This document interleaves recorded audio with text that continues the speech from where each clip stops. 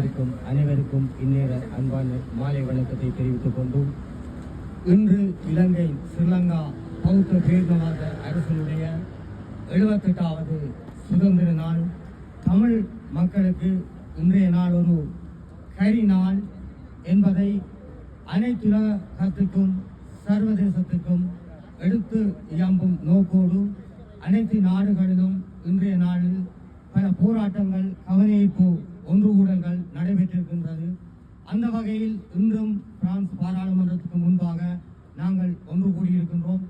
இன்று எங்களுடைய தமிழீழ தாயக தேசத்திலே எங்களுடைய தமிழீழ தேசத்தின் சுதந்திர தாகத்தை ஸ்ரீலங்கா பௌத்த பேரினவாத சித்தாந்தத்துக்குள் கட்டுப்பட்டு, பௌத்த பேரினவாத சிந்தனைக்குள் கட்டுப்பட்டு எங்களை அடக்க நினைக்கும் அந்த இனவரி அரசுக்கு எங்களுடைய தமிழ் மக்கள் எங்களுக்கு ஒரே தீர்வு தமிழீழம்தான் என்பதை மீண்டும் ஒரு தடவை முரசறைந்து சொல்லி இருக்கின்றார்கள்.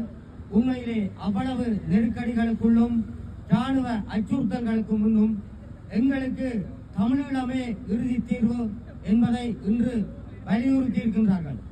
இதே போன்று தொடர்ந்து இன்று 78வது ஆண்டிலே சுதந்திர தினத்தை கொண்டாடி கொண்டிருக்கும் இந்த ஸ்ரீலங்கா அரசுக்கு நாங்கள் எங்கு இருந்தாலும், வாழ்கின்ற நாடெல்லாம் எமது தாய்நாடும் இல்லை, வாடகை வீடு எமது சொந்த வீடும் அல்ல, எங்கு வாழ்ந்தாலும் எங்களுடைய தமிழீழ கனவை எவராலும் சிதைத்துவிட முடியாது என்பதை நாங்கள் அழுத்தம் திருத்தமாக எங்களுக்கு தமிழீழம் கிடைக்கும் வரை உறுதியாக சொல்லிக்கொண்டே இருப்போம்.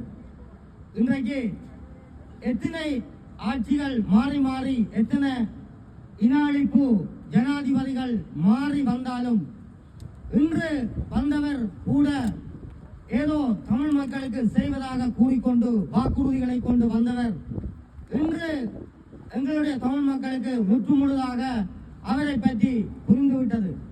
எதையுமே இதுவரைக்கும் செய்யவில்லை. அங்க நில அபகரிப்பு கட்டமைக்கப்பட்ட திட்டமிடலோட தொடர்ந்து கொண்டிருக்குது. அரசியல் கைதிகள் எவருமே இவர் ஜனாதிபதியா வந்ததுக்கு பிறகு விடுதலை செய்ததாக இல்லை. வலிந்து காணாமல் ஆக்கப்பட்ட அம்மா அப்பாக்கள் தொடர்ந்து சாவடைந்து கொண்டிருக்கிறோம். அந்த வலிந்து காணாமல் ஆக்கப்பட்ட பிள்ளைகளுக்கான நீதி இதுவரை கிட்டவில்லை. இவரல்ல எந்த ஜனாதிபதிகள் வந்தாலும் இந்த இலங்கை சுதந்திரம் அடைந்த இந்த சுதந்திர நாளை தமிழ் மக்கள் நாம்